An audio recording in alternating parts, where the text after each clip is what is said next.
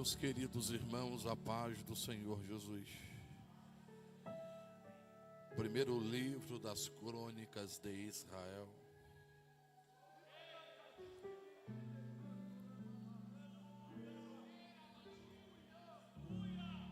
Primeiro livro das Crônicas de Israel. 13º livro da Bíblia Sagrada, a saber, livro de Primeiras Crônicas. Livro este composto por 29 capítulos, 942 versículos.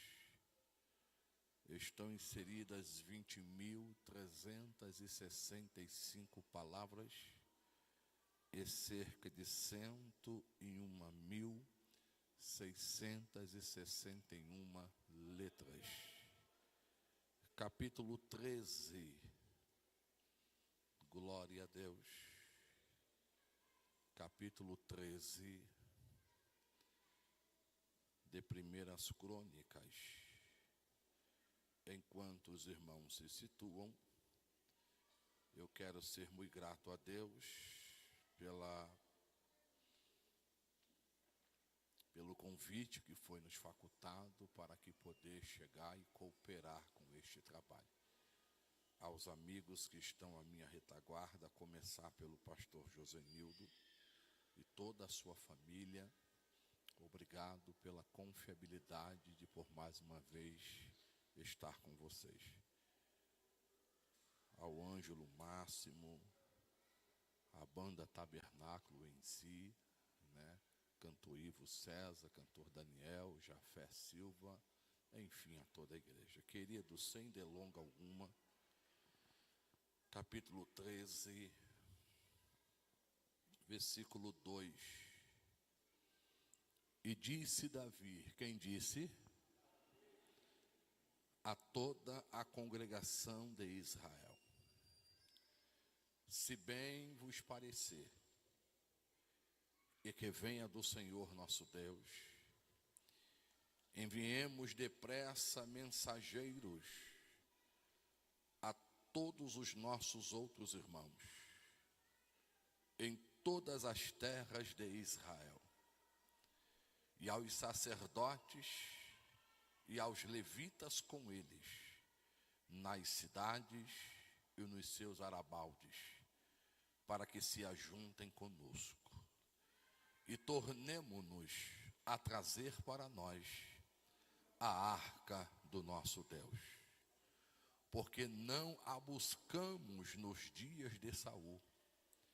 Então disse toda a congregação que assim se fizesse, porque este negócio pareceu reto aos olhos de todo o povo.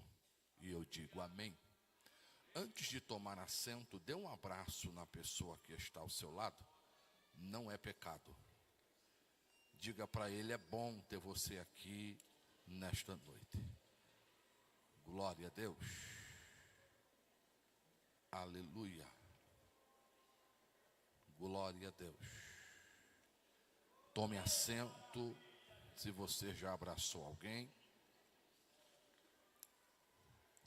E olhe para mim, por favor, de maneira rápida e objetiva. Pastor Dagoberto, satisfação poder revê-lo.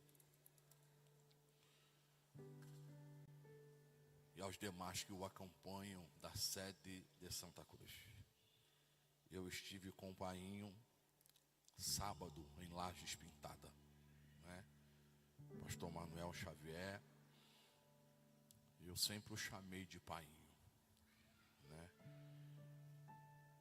E é sempre bom poder cooperar com o campo de Santa Cruz. Olhe para mim, por favor.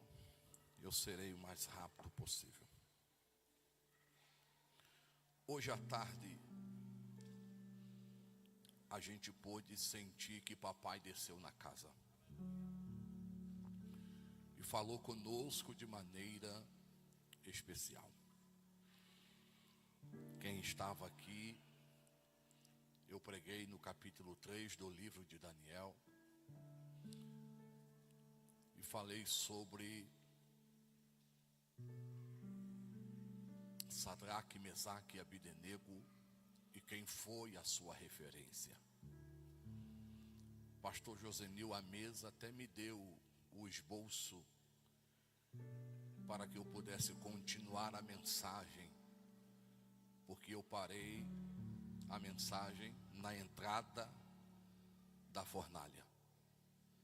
E ele na mesa se expirando, a gente jantando, disse: pronto, o esboço está pronto. Você parou na entrada, agora vá para dentro até sair da fornalha de novo. E eu confesso que eu até me animei em fazer isso. Mas quando eu desci do carro ali, o líder da mocidade da igreja ao qual Deus tem me confiado como pastor, o irmão Pedro, disse: pastor Robson, qual é a mensagem? Eu disse: não sei. Eu estou que nem um hino que se canta. Cantar o quê? Pregar o quê? Não tem um hino assim, né? Mas assentado aqui, quando o Ângelo cantou o refrão e contou um pouco do seu testemunho, esse texto desceu como flecha ao meu coração. Como ele já disse, pregar na frente do pastor Josenildo é um pouco complicado, mas eu vou tentar aqui. Eu li um texto que está inserido no capítulo 13, que vai retratar o início do reinado de Davi. Não o início da sua história, mas o início do seu reinado. Eu quero que os irmãos me dê 20 minutos da sua atenção. Olhe para mim. O texto em foco que eu aqui li nesta noite, ele vai mencionar o nome de Davi. E eu tenho aprendido ao longo de 35 anos pregando, e de 28 anos completado no dia 28 de agosto de 2022, de pastorado, já pastoreando 13 igrejas, que o nome de Davi, pastor Dagoberto, ele vai aparecer 1059 vezes em todo o contexto da Bíblia Sagrada. É bem certo que a Bíblia vai fazer menção do nome de Abraão, o pai da fé, apenas usando 14 capítulos, Ângelo. 14 capítulos da Bíblia são dedicados a José, 11 capítulos dedicados a Jacó, 10 capítulos vão fazer referências de Elias. Mas há um fato interessante sobre o nome de Davi, é que o próprio Deus vai fazer 66 capítulos trazerem referências acerca deste moço. Somente no Novo Testamento nós vamos encontrar 59 referências sobre Davi. Só que eu não quero me prender às referências de Davi, porque o horário não me permite. Mas eu quero que os irmãos se conscientizem que nós não estamos falando de qualquer personagem bíblico. Nós estamos diante de um personagem que é um ícone para a nossa caminhada cristã. Estamos diante do homem que a própria Bíblia vai dizer que o próprio Deus não se deixou ser usado a ninguém para chamar Davi o homem segundo o seu coração. Ezequiel capítulo 22, o verso 30 vai dizer que Deus foi paeira de uma nuvem para a beira dela e se encurvou sobre a terra e se expressou dizendo: estou buscando um homem para que esteja na brecha, mas também em cima do muro, para que eu não destrua esta terra, porém eu, Senhor, ainda não achei. Mas quando você pega a escrita do Salmo 89, o versículo 20, se tu não der um glória, o problema está feio para você.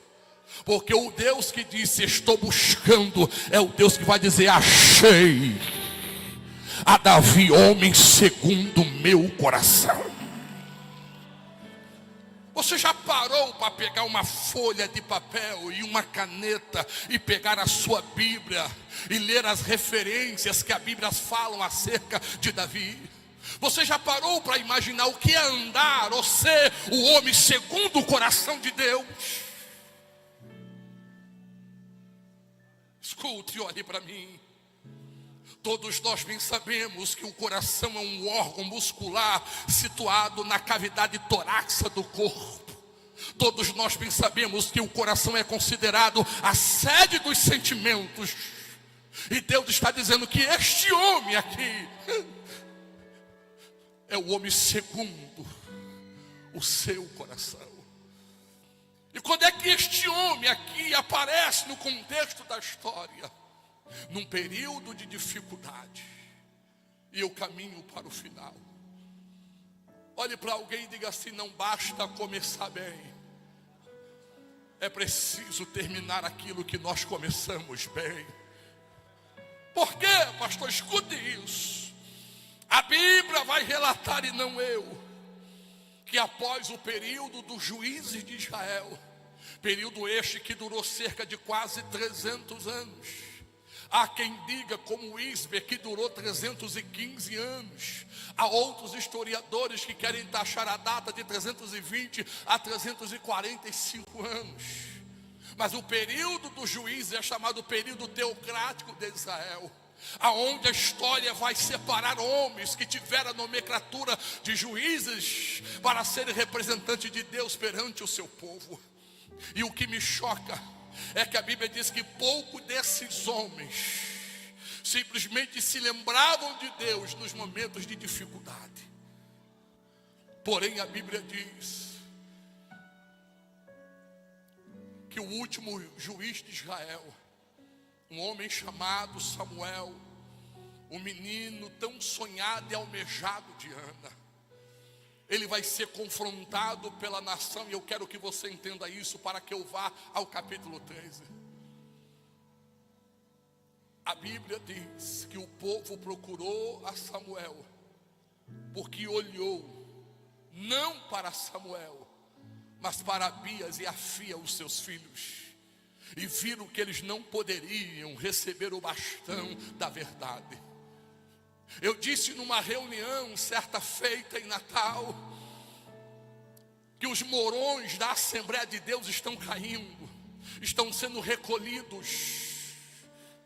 E parece que esses morões estão se esquecendo de preparar sucessores para substituí-los.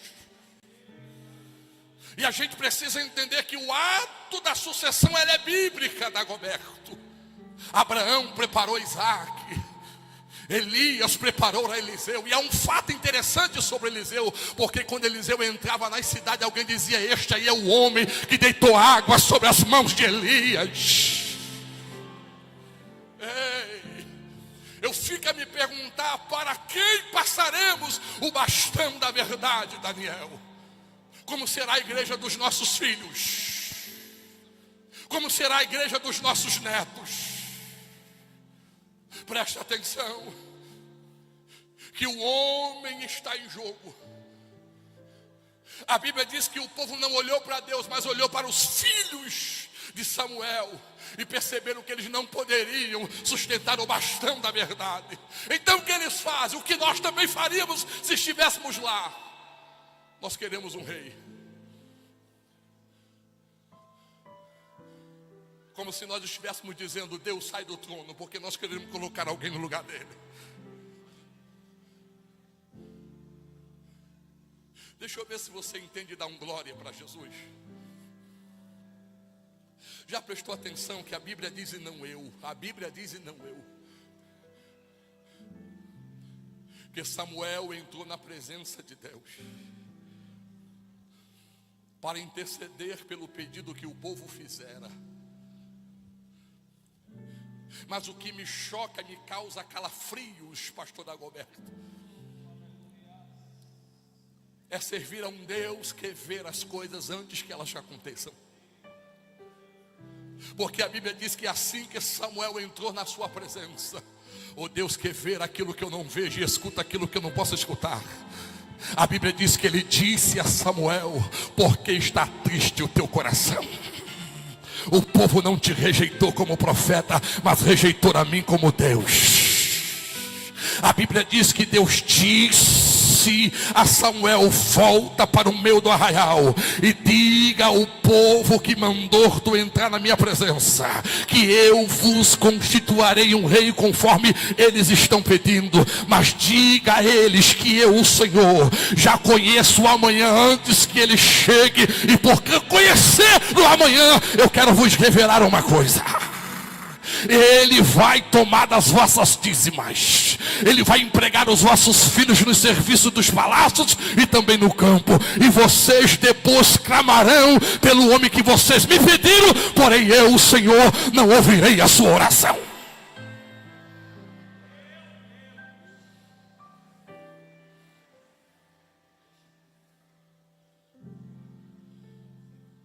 Há quem pregue, e eu não tenho nada contra quem pregue, que Saul foi escolhido pelos homens.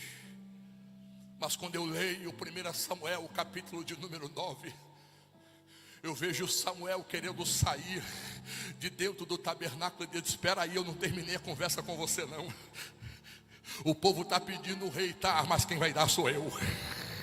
Preste atenção que amanhã, mais ou menos a estas horas, olha aí para o relógio, Samuel deve ter olhado para o tempo e disse: Deus, deve ser umas 3 da tarde, portanto, saia daqui sabendo que amanhã, mais ou menos a esta hora, olhe para a ladeira de Zim, porque descerá um homem da tribo de Benjamim, e os teus olhos sendo postos sobre ele, é ele que eu estou levantando para reinar sobre esta nação. Só que eu acho algo interessantíssimo sobre Samuel. O que é, pastor? Temor.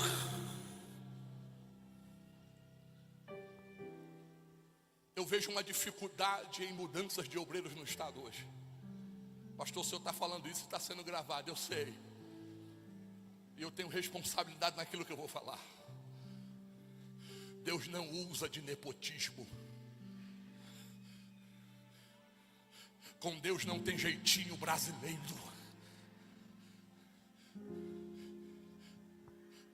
E a Bíblia diz que Samuel, temendo em dizer quem era o rei, ele sabia.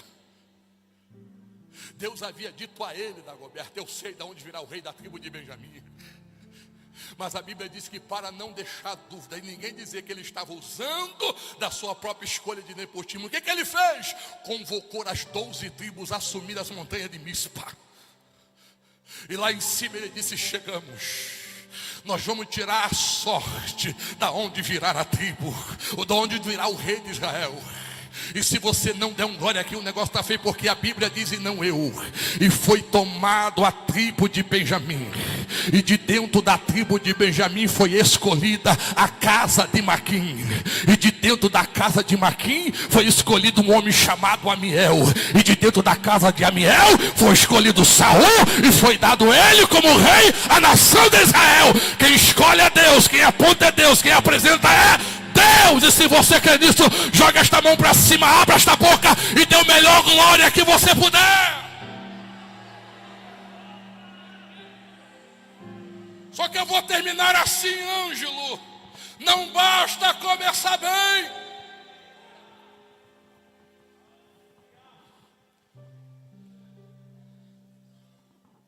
Eu prego há 35 anos. Eu tenho influenciado 3 gerações e meia. E eu olho para quem começou comigo e vejo que muitos sumiram. Nem mais o seu nome são citados. Estando pregando em João Pessoa, me levaram para a televisão e me perguntaram: por que o senhor está de pé até hoje? E eu disse: porque eu aprendi a andar com os pés no chão. Eu aprendi a reconhecer que se ele não for na minha vida, ninguém é. Escute uma coisa, por favor, segure a mão da pessoa que está ao seu lado. Dê uma chacoalhada nesta mão e diga: comece bem, mas termine bem aquilo que você começou. Não, parece que você não me entendeu. Segure a mão de alguém, não é pecado não. A própria Bíblia diz: se o teu coração for sincero para com o meu, dai-me a tua mão.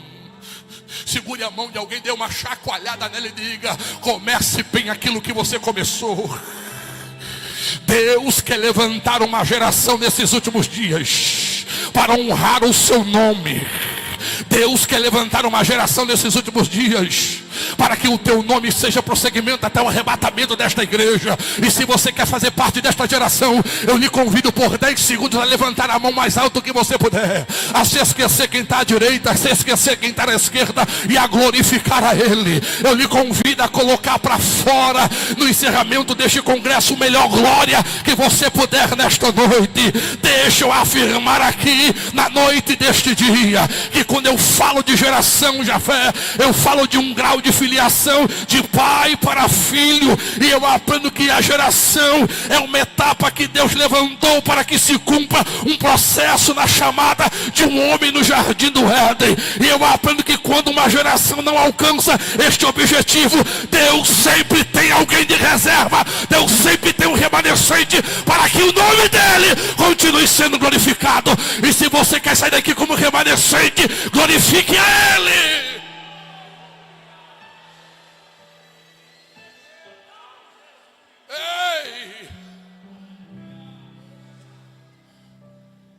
10 anos se passaram. Quantos anos?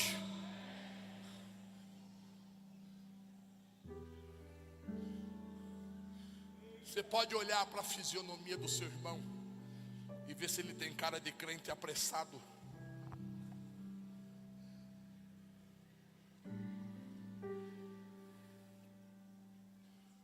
Jovens, olhem para mim. Jovens, olhem para mim. Jovens, nós estamos vivendo numa geração que tem quebrado a sua aliança com Deus. Billy Graham dizia que uma geração que não consegue honrar pai e mãe não conseguirá honrar ao Deus a qual diz servir.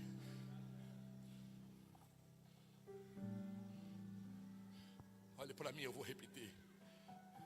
Estamos vivendo dentro de uma geração que tem quebrado a sua aliança com Deus, que tem buscado a Deus somente quando precisa-se dele, que tem se recusado a aceitar o que Deus tem para esta geração. E precisamos compreender que nossas atitudes geram consequências no mundo espiritual. Eu me pergunto, olhando por onde tenho passado por este Brasil, que geração é essa? Que geração é essa? Você pode perguntar a esta pessoa linda e perfumada que está ao seu lado, qual é a sua geração? E eu vou lhe responder: estamos vivendo, pastor Josenildo, uma geração que não pode cobrar que uma mulher tampe os seus quadris. Estamos vivendo dentro de uma geração que não pode cobrar que uma mulher cubra os seus seios. É caso de se desviar da igreja, de mudar de igreja, porque tem igreja para todo tipo de crente, para todo gosto. Mas Deus está levantando uma geração para fazer a diferença. Nesses últimos dias eu vou repetir: que geração é esta, Ângelo? Mimada. Geração que não aceita repreensão, que não aceita correção. Que geração é essa que quer oba-oba, quer milagre, mas não quer pagar o preço do avivamento cristocêntrico? Que geração é esta? Ei!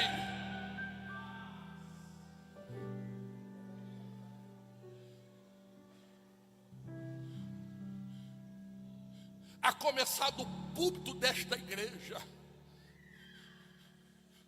olhe para alguém e diga assim: não assuma o lugar para o qual você não foi designado.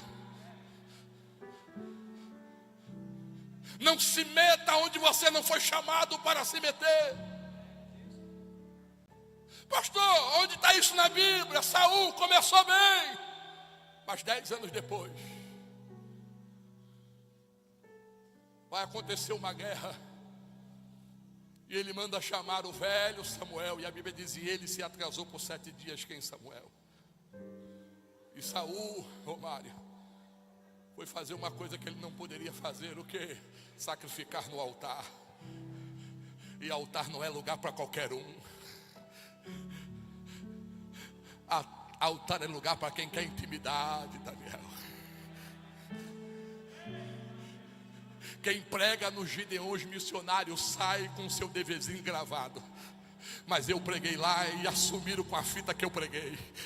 Porque eu preguei em Gênesis capítulo 15. E eu disse lá naquela noite para 200.000 pessoas que nem todo mundo foi chamado para subir o monte. E Abraão entendeu isso. Em que circunstância, quando a Bíblia diz que Deus pede Isaac como sacrifício, e ele leva 2 dos seus empregados, e na subida do monte, Abraão diz, fiquem aqui cuidando das jumentas, porque monte é para quem tem segredo, monte é para quem tem intimidade, monte é para quem obedece. Tem gente que quer até subir, mas foi chamado para cuidar do jumento. Ninguém dá glória a Deus, irmão.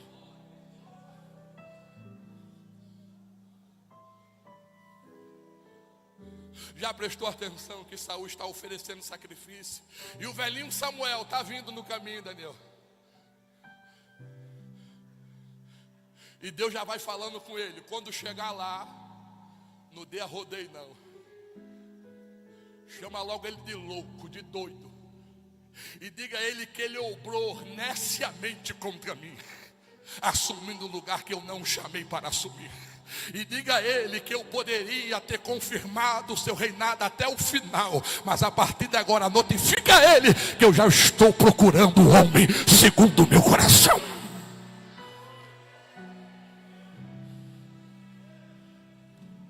O Ari Ismael vai dizer que Davi nasce neste momento. E quando Davi aparece com 15 anos, Saul já está há 25 anos no trono, reinando 15, sabendo que era rejeitado por Deus.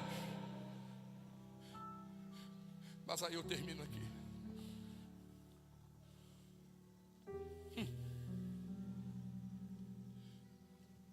Quantos crentes de fé tem aqui nesta noite? Vixe, não tem nenhum, irmão, só eu. Quantos crentes de fé tem aqui no altar? Diga aí para alguém, se você tiver fé, Samuel vem aí. E ele vem debaixo de uma ordem. E uma ordem irrevogável. Porque chegou o tempo de Deus apresentar quem não tem nome, de Deus apresentar quem não se veste bem. Chegou o tempo de dizer, quem manda na igreja sou eu, que sou dono dela. Sabe o que me choca, pastor Dagoberto? O senhor prega mais do que eu. É quando a Bíblia diz, antes no capítulo 16, logo no primeiro versículo, que Deus disse a Samuel, disse a quem? A Samuel, até quando terás tu dó de Saul, sabendo que eu o rejeitei?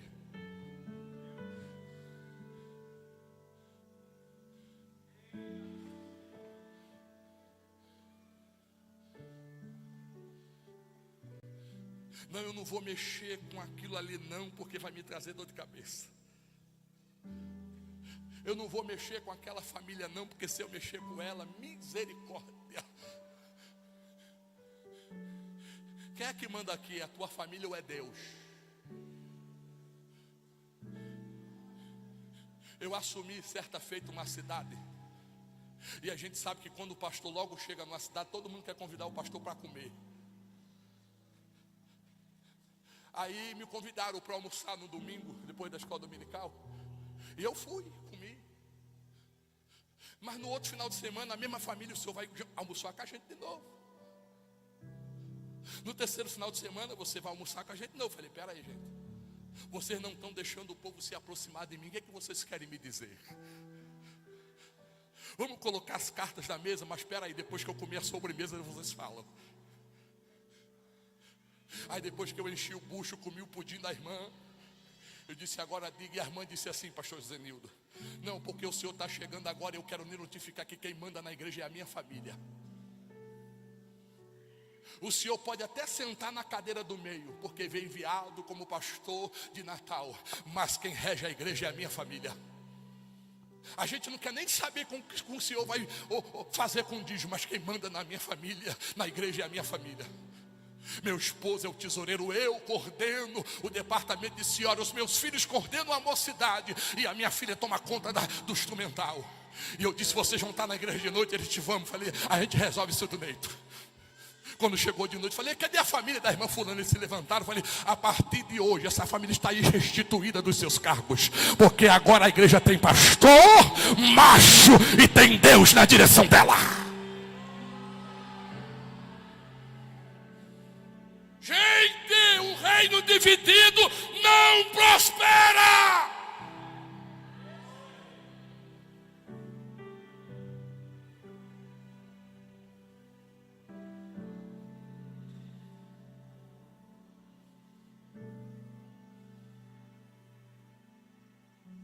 Ministério e igreja só tem um pastor.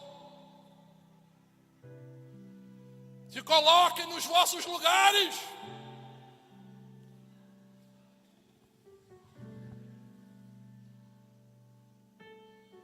Talvez se o meu nome seja citado outra vez para que chegar, vão dizer: pastorzinho, traga ele. Não, mas eu venho. Eu já disse que eu não tenho mais o que perder, porque o que Deus tinha que retirar de mim, Ele já me retirou. Eu vou terminar assim. Samuel chegou na casa de Jessé. Diga para alguém: Samuel chegou. E ele veio debaixo de uma ordem, e ordem irrevogável.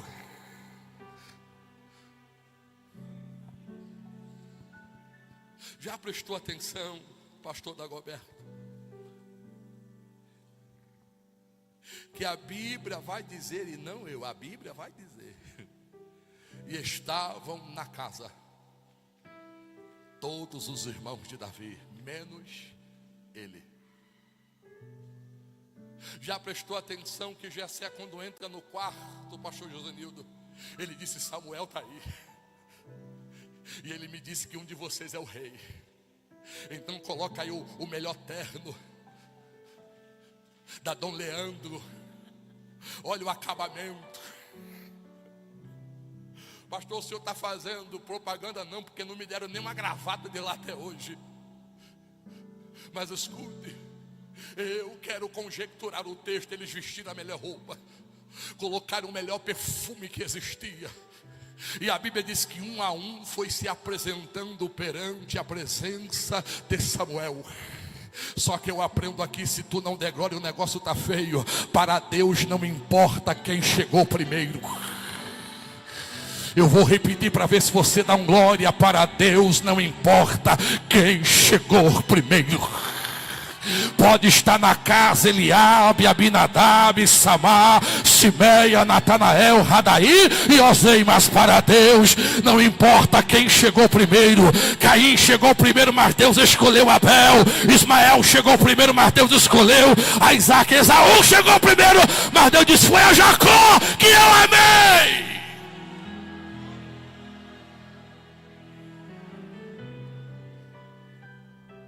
Olha o versículo 11 do capítulo 16 de sua Bíblia. E se levantou-se Samuel e se pôs à cabeceira da mesa. Olhou para Jessé e disse: acabaram-se os jovens desta casa. Não há um outro mancebo. Olha quem está do outro lado da cabeceira, Jessé.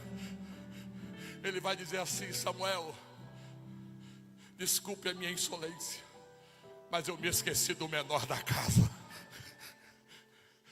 E Samuel vai dizer: ele está onde? Está no campo,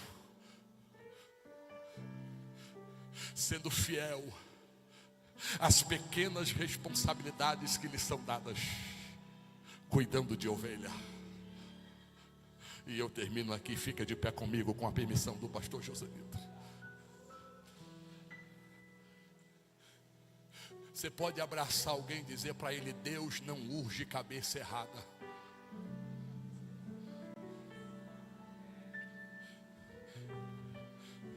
Você que está me ouvindo pela internet ou me vendo, eu quero dizer para você que Deus não urge cabeça errada. O tempo de Deus está chegando aqui na vida de alguém. O Pai, Deus não se preocupa com quem chegou primeiro. Para Ele o improvável ainda tem valor. Por 10 segundos eu sei que você consegue. Por 10 segundos, joga a sua mão mais alto que você puder. Por 10 segundos eu lhe convido a soltar o melhor glória que você puder.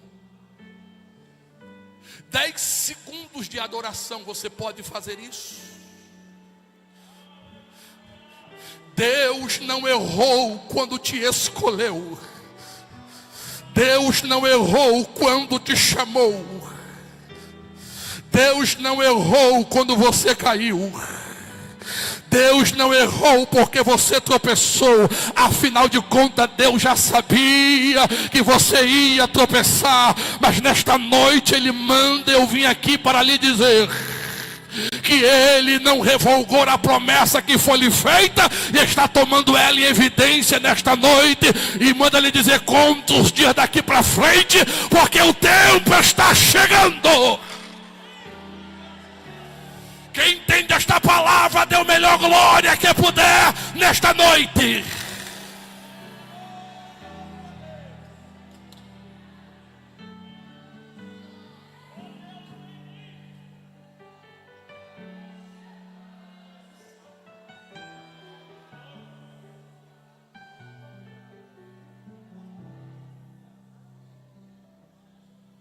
Larante camaço. Aí doxo e eu comando e abre a fai. Que é até catacato como no rigiofusto me enderrai.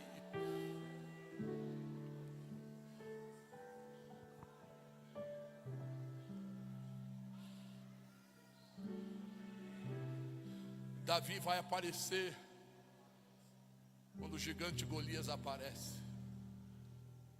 E quando ele arranca a sua cabeça com a sua própria espada, e faz aquela geração gritar: só o Senhor é Deus. Durante 5 anos, pastor Dagoberto, Davi foi considerado o soldado mais novo do exército de Saul. Mas Davi passa 10 anos exilados, porque Saul queria matá-lo. E Davi, durante esses 10 anos exilados, pastor Josenildo, ele aprendeu que quem tem chamada não vive cercado de privilégios. Ah, Jesus, eu vou falar. Durante 10 anos exilados, Davi aprendeu que quem tem chamada terá poucos amigos e muitos inimigos. E os nossos inimigos não estão lá fora não, estão aqui dentro. Em 10 anos de exilamento, Davi aprendeu que quem tem chamada vai ter que aprender as lições do deserto. Davi aprendeu que quem tem chamada não tem aplauso, não tem torcida, não tem muitos incentivos, não tem amigos íntimos, mas sim amigos casuais. Davi aprendeu e ouviu ao longo da sua caminhada: não passe aperto, conte comigo. Mas quando ele precisou contar com alguém, a Bíblia diz: todos lhe abandonaram. Davi aprendeu que campo de fé é anonimato.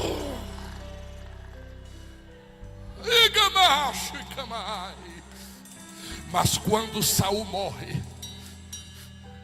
que Davi assume o trono, e eu fecho a minha Bíblia. A Bíblia diz que quando a coroa foi lhe entregue, e o cetro foi colocado em sua mão. 10 anos de exilamento fizeram Davi entender uma coisa: onde estará a arca? Onde estará a presença de Deus? Olha o texto que você leu. Davi disse: Saul não se prevaleceu dela, Saul não a buscou, mas eu serei um eterno dependente dela. Eu não conseguirei reinar se ele não estiver reinando comigo.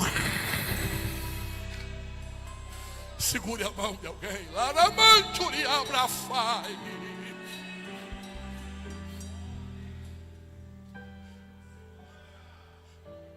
O que Davi fez, pastor Robson? Chamou os sacerdotes e levitas e disse: corram às vilas e aos valados, as maiores e grandes cidades, como também as pequenas. A ordem é: descubram onde estará a arca da aliança e do concerto.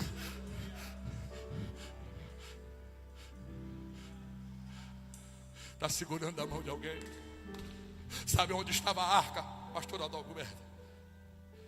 Na casa de Abinadab. E sabe quantos anos a arca estava lá? 60. Pastor Josenildo, eu não consigo entender como é que alguém hospeda Deus na sua própria casa e nada muda. Eu não sei como é que alguém serve a Deus 15, 30, 20 anos e nada muda. A irmã Agna Alves, esposa do pastor Edson Alves de João Pessoa, pregou ontem no nosso congresso em Laranjeira do Abdias. E ela disse: meu esposo foi criado pela sua avó, conviveu com ela muitos e muitos anos, e ano passado ela foi acometida de um câncer, e Deus disse: eu não vou curá-la. E quando eu fui visitar ela na área vermelha, nos últimos momentos dela, eu como médico entrando no corredor, Deus me disse: faço apelo a ela. E eu parei no corredor e disse: Deus, mas a mulher é crente, mais de 40 anos, comissão de visita, ciclo de oração, mas Deus disse: faço apelo a ela.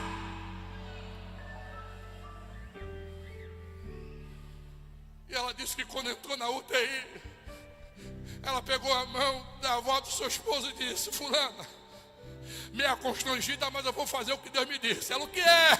A senhora quer aceitar Jesus? E ela disse que aquela mulher começou a chorar e a soluçar e disse: fazem 40 anos que eu espero este convite. Fazem 40 anos que eu espero este convite. Eu quero reatar minha aliança com Ele. Eu quero aceitar a Jesus. E ela esboçou um sorriso e disse: Ele está vindo me buscar. Ele está vindo me buscar. E morreu sorrindo e com lágrima nos olhos. Não basta começar bem.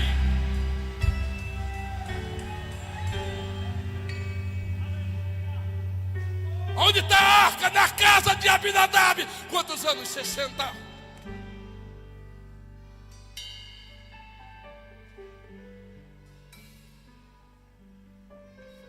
Levar a arca, pastor Dagoberto, para Santa Cruz. Dessa que a meninada nova saiba que o evangelho tem que atrair marcas. Não é aceitar Jesus, comprar uma Bíblia pentecostal e auto-se-intitular pregador, não. Qual é a marca que você tem? Qual é a moral que você tem para subir e falar se você não senta para ouvir o teu pastor de congregação?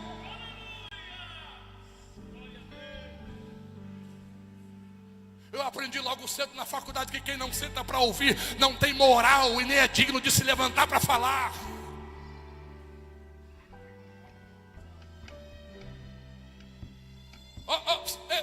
Terminar, Ângelo, pega o microfone.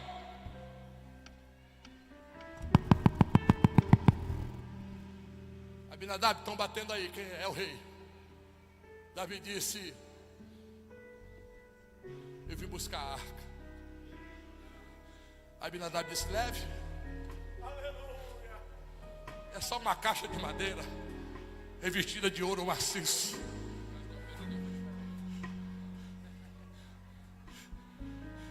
É só uma caixa que tem a tampa chamada de propiciatório, com 2 anjos, com os joelhos cravados, com as asas abertas, com a cabeça curvada, dizendo glória ao eterno e poderoso Deus. É só uma caixa leve. Mas no meio do caminho, Daniel, a roda quebra. Ninguém tinha ferramenta para consertar, Ângelo. Aí Davi olhou uma casinha à beira da estrada de pau a pique e disse: eu vou pedir um favor naquela casa. Davi bate palma. Quem abre a porta, diz o texto, uma mulher magra, raquítica e estéril. E quando ela olha para o rei, ela disse assim: eita, vamos morrer. Vamos morrer. Ela abre a porta e grita: Obed-edom, vamos morrer. E Obed vem andando. Por quê? Porque quem está na porta é o rei. Por que ela disse isso? Flávio Joséfo vai traduzir a história dos hebreus e vai dizer que uma das recomendações de Deus a Josué foi: risque a descendência de Esaú, porque de Esaú virá os edomitas e eles serão os meus piores inimigos. E Obed-edom era da casa de Edom, filho de uma das descendências de Esaú. E quando a matança começou, ele pegou na mão da sua esposa e se escondeu em meio às campinas. Quando ele vê Davi na sua porta, ele disse: não tem jeito, temos que morrer. Mas se tu não der glória com a palavra de Davi, o negócio está feio. Davi disse àquela família: ninguém morre hoje. Eu trago boas novas. E o que é, meu rei? Hospede a arca da aliança. Cuidem dela até que Deus me dê uma estratégia de levá-la para Jerusalém. E o texto que eu li nesta noite, no versículo 14, 13 e 14 diz: e a arca da aliança e de concerto ficou na casa de Obed-edom 3 meses. E em 3 meses tudo mudou. Tudo mudou. Tudo mudou. Tudo mudou. Tudo mudou.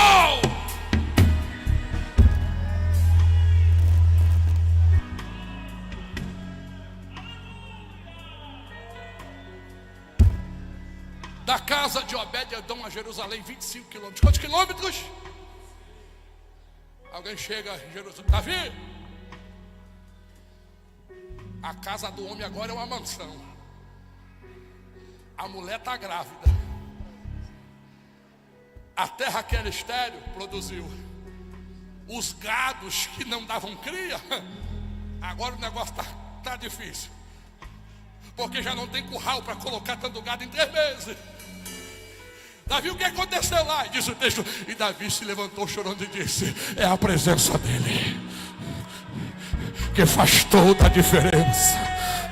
Davi disse: me chame uma comitiva de 3.000 homens, me traga 114.000 bois, porque a cada 6 passos a gente para, sacrifica um boi, dá um culto em ação de graça, dá mais 6 passos, mata um boi, oferece, faz um culto e dá mais 6 passos. A viagem de 25 quilômetros, que duraria cerca de 15 minutos, a Bíblia diz: e eles passaram 6 meses, 6 meses, da casa de Obed-edom a Jerusalém, dando 6 passos, sacrificando e dando culto e adorando, e dando culto e adorando, e dando culto e adorando. Eu quero convidar esta geração a levantar a mão e a dar a Ele o melhor da sua adoração nesta noite.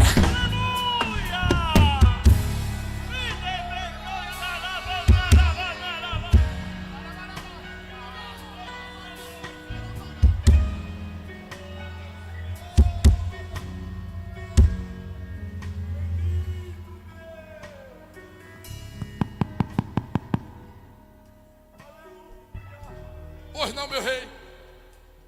Gosta de baiano, né? Pois não, meu rei. Oxe, oxe, oxe, oxe. Obed,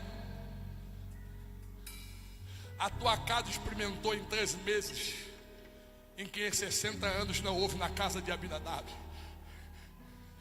Então vim buscar a arca, para levá-la para Jerusalém, para que as próximas gerações compreendam que Deus não mudou, Ele é o mesmo.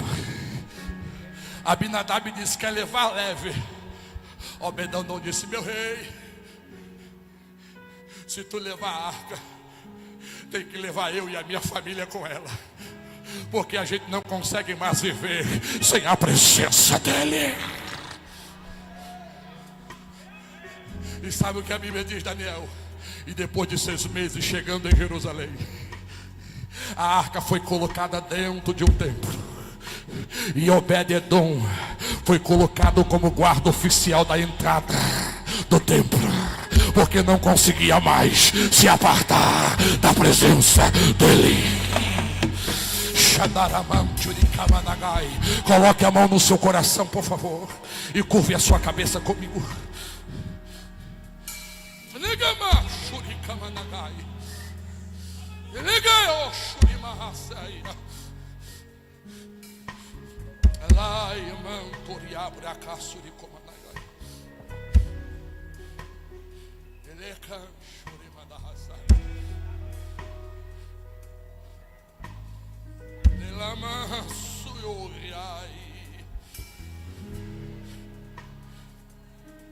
Diga para Deus o que você quer dele após este congresso. Diga para Deus o que você quer dele após esse congresso. Eu quero orar por você, Ângelo. Vem para cá.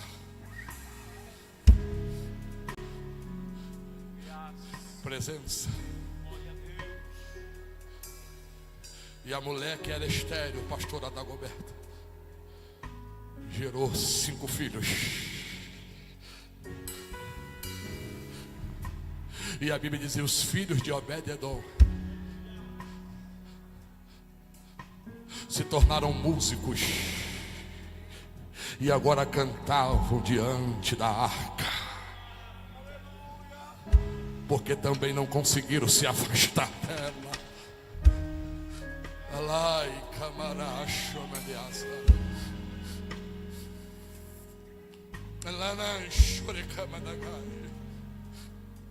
eu lhe convido a jogar as mãos para cima. Eu sei que você consegue. Lá no mundo você conseguia quando estava nos shows, e por que aqui você não consegue? Eu lhe convido a adorar a Deus por 15 minutos nesta noite. Você pode fazer isso? 15 minutos de adoração, você pode fazer isso? 10, 14, 13, entre nós, 12,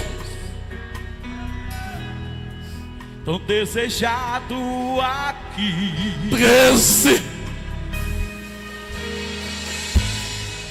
mas 12. comparará. Você está de boca fechada ainda por quê? 11, 10,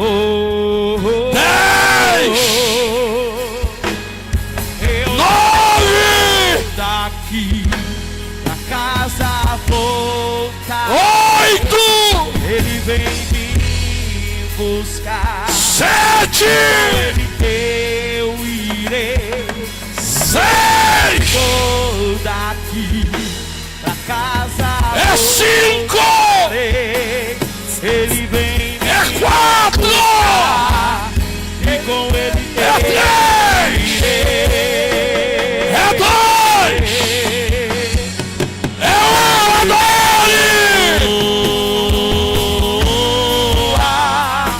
1, o Messias aguardado, ele vem me buscar. receba renovo de Deus nesta noite. O Messias aguardado, ele vem me buscar. Breve Jesus do céu vai aparecer, e todo joelho se dobrará, e toda língua confessa. Receba! Mas a igreja será arrebatada no piscar de olhos acontecerá. Mas a igreja será arrebatada no piscar de olhos. Receba! Acontecerá.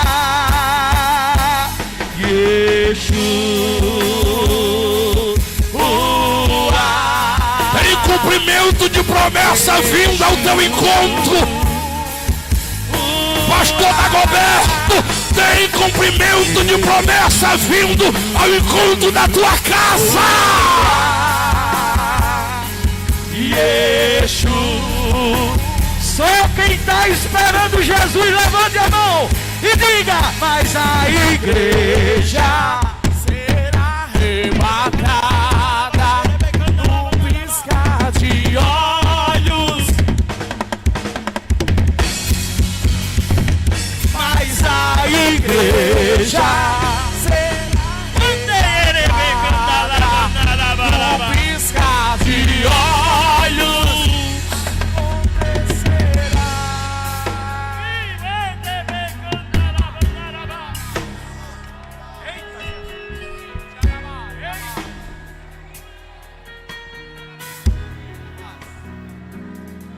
Só quem sente a presença do Pai na casa, jogue a mão pra cima e dê o melhor glória que você puder nesta noite. Este aí é o teu melhor glória. Este aí é o teu melhor glória. Alguém que queira voltar para Jesus nesta noite. Alguém que queira voltar para Jesus nesta noite. Alguém que queira reatar a sua aliança com Ele. Alguém que queira aceitar a Jesus nesta noite. O momento é este, a hora é esta. Eu não vou insistir, pastor Josenildo, muito obrigado pela confiabilidade do convite. Meu último ato, dê um abraço na pessoa que está ao seu lado, literalmente. Homem abraça homem, mulher abraça mulher, a não ser se você esteja do lado de alguém que você tem ou gosta de uma intimidade. Mas nesse abraço, diga a ele ou a ela: tem promessa de Deus vindo aí. Tem promessa de Deus vindo aí como sinal de cumprimento. Tem promessa de Deus vindo aí. Em breve Jesus no céu vai aparecer e todos. Adeus.